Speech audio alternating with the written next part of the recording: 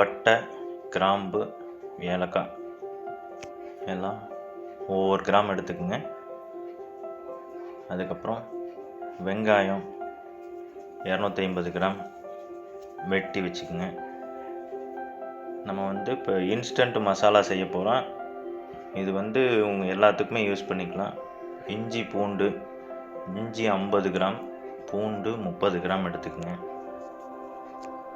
புதினா, மல்லி வெட்டி வச்சது ரெண்டும் 15 கிராம் எடுத்துக்கோங்க. ஒரு தக்காளி 200 கிராம் நல்லா பேஸ்ட்டாக அரைச்சி வச்சுக்கோங்க. அப்போ தான் உங்களுக்கு குழந்தைங்க பொறுக்கி வைக்காமல் அப்படியே சாப்பிட்றதுக்கு நல்லாயிருக்கும். சாப்பாடு நல்லா டேஸ்ட்டாக வரும். உப்பு தேவைக்களவா நான் 20 கிராம் போடுறேன். உங்களுக்கு கம்மி உடனே பண்ணிக்கோங்க. ஏச்சி போடனாலும் போட்டுக்கலாம். மிளகாத்தூள் 5 கிராம் எடுத்துருக்கேன். காரம் கூடுதலாக வேணுங்கிறவங்க சேர்த்து போட்டுக்கங்க. கம்மியாக இருக்கிறவங்க கம்மி பண்ணிக்கோங்க. அதுக்கப்புறம் ஆயில், நீங்கள் வீட்டில் யூஸ் பண்ணுற ஆயில் எதுனாலும் யூஸ் பண்ணிக்கோங்க. நாங்கள் கடலெண்ணெய் யூஸ் பண்ணுறோம். இது ஒரு 150 ml. பச்சை மிளகா 3 பீஸு. காரத்துக்கு தகுந்த மாதிரி 2 போட்டுக்கலாம், 4 போட்டுக்கலாம். அது உங்கள் இஷ்டம். இப்போ அடுப்பை பற்ற வச்சுக்கிறோம். பற்ற வச்சுட்டு வழக்கமாக அடி கனமான பாத்திரம், அப்படி இல்லைன்னா நான் குக்கர் வச்சுருக்கேன். நீங்களும் அதே மாதிரி யூஸ் பண்ணிக்கோங்க. ஏன்னா நம்ம செய்கிறது மசாலா அடி பிடிக்கிற வாய்ப்பு இருக்கிறதுனால கொஞ்சம் கெட்டியான பாத்திரம். சூடானதுக்கப்புறம் அதில் 150 ml ஆயில் ஊற்றுறோம். எண்ணெய் சூடானதுக்கப்புறம் அதில் நம்ம எடுத்து வச்சுருக்கிற மசாலா, பட்டை, கிராம்பு, ஏலக்காய் 3 மட்டும் போதும். உங்களுக்கு அதிகமாக வாசம் வேணும், நல்லா மசாலா இருக்குன்னு நினச்சிங்கன்னா அனீஸ், சாரனீஸு இது மாதிரி நிறையா சேர்த்திக்கலாம். அப்புறம் வெட்டி வச்சுருக்கிற 250 கிராம் வெங்காயம் ஆட் பண்ணுறோம். வெங்காயம் பார்த்திங்கன்னா நல்லா பொன்னிறமாக 90% நல்லா பொன்னிறமாக வதங்கணும். பொன்னிறமாக வதங்குறதுக்கோசரம் நம்ம ஹை ஃப்ளேமில் வச்சோம்னா உங்களுக்கு கருகிறதுக்கான வாய்ப்பு இருக்குது. அதனால பக்கத்தில் நின்று பார்த்துக்கிற மாதிரி இருந்துச்சுன்னா நீங்கள் ஃபுல் ஃப்ளேமில் வச்சு செய்யலாம். அப்படி இல்லை அப்படிங்கும்போது நீங்கள் சிம்மில் வச்சு கூட பண்ணிக்கலாம். இப்போ நான் போட்டிருக்கிற மசாலா பார்த்திங்கன்னா அளவான, எங்களுக்கு ரொம்ப மசாலா சாப்பிட மாட்டோம் அப்படிங்கிறதுனால அந்த ஃப்ளேவர்ஸ் கம்மியாக போட்டிருக்கேன். உங்களுக்கு வேணும்னா ஸ்டார் அனீஸு, மராட்டி மொக்கு, ஜாதிபத்திரி அந்த மாதிரி நிறைய ஐட்டம் ஆட் பண்ணிக்கலாம். கல்பாசி அதெல்லாம். நாங்கள் சிம்பிளாக சாப்பிட்றதுனால பட்டை, கிராம்பு, ஏலக்காய் தலா 1 கிராம் போட்டிருக்கோம். இது நீங்கள் பொடி பண்ணி கூட போட்டுக்கலாம். பொடி பண்ணிங்க இன்னும் கொஞ்சம் கம்மி பண்ணிக்கோங்க. பொடி பண்ணுறதுங்கிறது கொஞ்சம் 3 சம அளவில் எடுத்து, கிராம்பு வேணால் கொஞ்சம் கம்மி பண்ணிவிட்டு 3 சம அளவில் எடுத்துகிட்டு உங்களுக்கு வெறும் வானிலையிலேயே இதில் போட்டு கொஞ்சம் ஸ்மெல் வர அளவுக்கு வறுத்துட்டு அதை ஆற வச்சு மிக்சியில் அடித்து நீங்கள் ஸ்டோர் பண்ணி வச்சுக்கலாம். தேவை இருக்கும்போது 1 ஸ்பூன் இல்லை 1.5 ஸ்பூன் உங்களோட அந்த ஃப்ளேவருக்கு தகுந்த மாதிரி நீங்கள் போட்டுக்கலாம். இப்போ நம்ம வெங்காயம் வதங்கிட்டு இருக்குது. நல்லா நம்ம போட்ட ஒரு 250 கிராம் வெங்காயம் இப்படி நம்ம ஒரு கையில் அள்ளும்போது அப்படி வர்ற அளவுக்கு சுருங்கிடணும். அந்த அளவுக்கு நீங்கள் வதக்கி எடுத்துக்கணும். மறுபடியும் ஞாபகம் வச்சுக்கோங்க, ஃபுல் ஃப்ளேமில் வச்சிங்கன்னா நீங்கள் பக்கத்தில் நின்று கிளறிட்டே இருக்கணும். அப்படி இல்லைங்கும்போது நீங்கள் சிம்மில் வச்சு பண்ணிக்கோங்க. அதேமாதிரி பாத்திரம் கனமாக இருந்துச்சுனாலும் உங்களுக்கு அடி பிடிக்காது. லேசான பாத்திரம் வச்சிங்கன்னா கூடவே நின்று சிம்மில் வச்சு நல்லா கிளறி விட்டுக்குங்க. இந்த வெங்காயம் வதங்குற பக்குவத்தில் தான் உங்களுக்கு அந்த இன்ஸ்டன்ட் மிக்ஸோட டேஸ்ட்டே வரும். இந்த இன்ஸ்டன்ட் மிக்ஸை வச்சு நீங்கள் பிரியாணி செய்யலாம், நான்வெஜ்ஜு, மட்டன், சிக்கன் அந்த மாதிரி எதுவும் பண்ணலாம். அப்படி இல்லைன்னா உங்களுக்கு காய்கறி போட்டு பண்ணலாம். மீல் மேக்கர் இருக்குது, சிறுசு பெருசு, அதுவும் போட்டு பண்ணிக்கலாம். இதுதான் கண்டிஷனுங்க. வெங்காயம் பாருங்கள், இந்தளவுக்கு பொன்னிறமாக வதங்கி இருக்கணும். இந்த மாதிரி வதங்கணும். 90% 1, 2 வேணால் அங்கங்கே கொஞ்சம் இதாக இருக்கும். இதுக்கு முன்னால் கண்ணாடி பதத்தில் வதக்குனீங்கனாலும் அந்த மிக்ஸோட டேஸ்ட்டு அவ்வளோ நல்லா இருக்காது.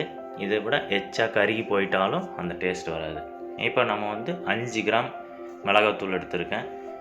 இது ஏன் எண்ணெயில் இப்போவே போட்டு வதக்குறோன்னு கேட்டிங்கன்னா, நம்ம அந்த மிக்ஸில் ஒரு நல்ல சிகப்பு கலர் கிடைக்கும். கடையில் விற்கிற கலர் பொடி, சிந்தட்டிக் கலர்ஸ் நம்ம சேர்த்து தேவையில்லை. அதனால் நம்ம முன்னால் எண்ணெயில் போட்டு வதக்கி எடுத்துக்கிறோம்.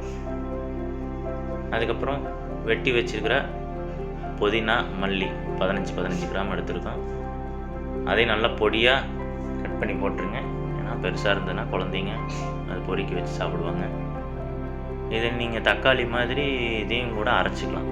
பச்சை மிளகாய், புதினா, மல்லி சொன்ன அளவை எடுத்து மிக்சியில் போட்டு நீங்கள் அரைச்சி கூட யூஸ் பண்ணிக்கலாம்.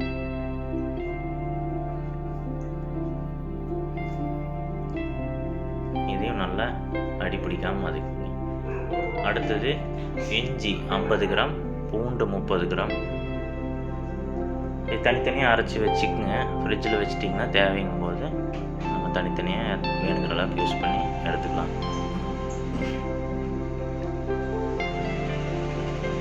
இது பார்த்திங்கன்னா இஞ்சி பூண்டு நல்லா வதக்கணும். சட்டை பண்ணிகிட்டே இருங்க, அடி பிடிக்காமல் பார்த்துக்குங்க.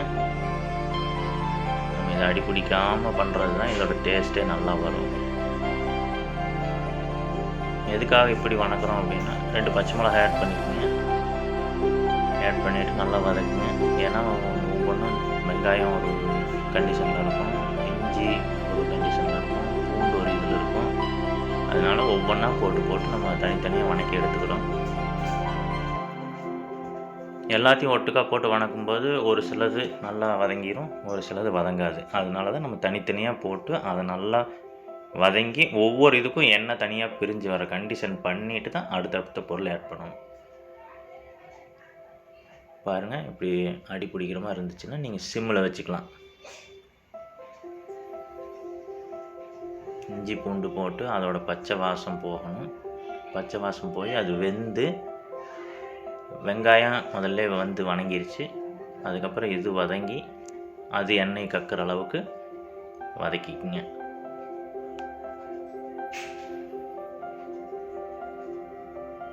அதுக்கப்புறம் நம்ம அரைச்சி வச்சுருக்கிற 200 கிராம் தக்காளி அதையும் சேர்த்தி நல்லா எப்பவும் போல் அடி பிடிக்காமல் கிளறிட்டே இருங்க. இதுவும் நல்லா வெந்து, இது சீக்கிரம் வெந்துடும். ஏன்னா உங்களுக்கு தக்காளி வந்து அவ்வளோ கெட்டியாக இருக்காது, இஞ்சியோட இது இருக்காது. அதனால இது பார்த்திங்கன்னா சீக்கிரமாக வதங்கிடும். போட்டு எப்பவும் போல் பாத்திரம் லேசாக இருந்துச்சுன்னா நீங்கள் சிம்மில் வச்சு பண்ணுங்கள். அப்படி இல்லைன்னா கெட்டி பாத்திரமாக இருந்தால் நீங்கள் ஃபுல் ஃப்ளேமில் வச்சு பக்கத்தில் நின்று கிளறி விட்டே இருங்க.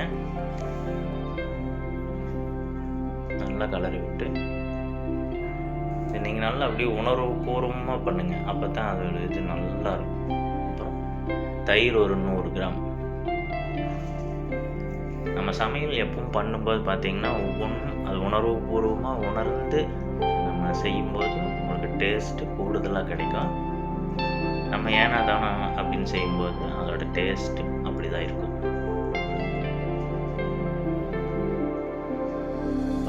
இதே மாதிரி நல்லா கலரி விடுங்க. மறுபடியும் சொல்கிறேன், அடி பிடிக்காமல் கிளறி விட்டே இருக்கும்.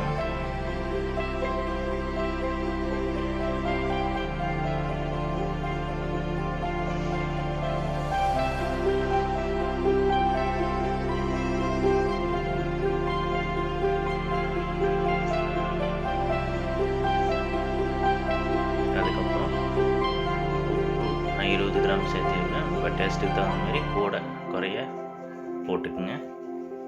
போட்டு இதையும் நல்லா மிக்ஸ் பண்ணி விட்றோம். உப்பு சீக்கிரம் கரைஞ்சிரும். நம்மளுக்கு அடி பிடிக்காமல் இந்த அல்வா கிண்டுற மாதிரின்னு வச்சுக்கோங்களேன், அது மாதிரி நம்ம கிண்டி விட்டே இருக்கணும். அப்போ தான் அதோட டேஸ்ட்டு நல்லா வரும், அடியும் பிடிக்காது. இது ஏகதேசம் நம்ம கண்டிஷன் வந்துருச்சு. இதை அப்படியே ஒரு மூடி போட்டு 5 நிமிஷம் விட்டுருங்க. 5 நிமிஷம் சொல்லிட்டேனே, 5 நிமிஷம் பார்க்காம விட்றாதீங்க. அடி பிடிக்காத அளவுக்கு பார்த்துக்கங்க.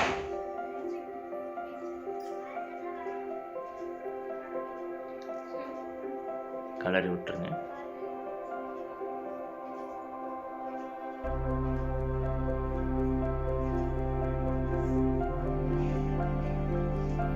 அவ்வளோதான். இன்னும் 2 நிமிஷம். ஏகദേശம் நம்ம ரெடி மிக்ஸு தயாராகிருச்சு. இது பாருங்கள், இப்படி விலக்கி விட்டிங்கன்னா கீழே தனியாக பாத்திரம் தெரியணும் பாருங்கள். இப்படி இந்த மாதிரி மற்ற டைமில் ஒட்டிக்கும். இது எல்லாம் வதங்கிருச்சு அப்படிங்கிறது நம்மளுக்கு எப்படி தெரியும்னா, இந்த மாதிரி நீங்கள் தள்ளி பார்த்தீங்கன்னா அந்த பாத்திரம் பாருங்கள், கேப் தெரியுதா? இதுதான் இறக்க வேண்டிய பதம் வந்துருச்சு. அவ்வளோதாங்க, நம்ம டேஸ்டி இன்ஸ்டன்ட் மிக்ஸ் ரெடி. இது நம்ம ஒரு கண்டெய்னரில் போட்டு ஃப்ரிட்ஜில் ஸ்டோர் பண்ணிக்கோங்க.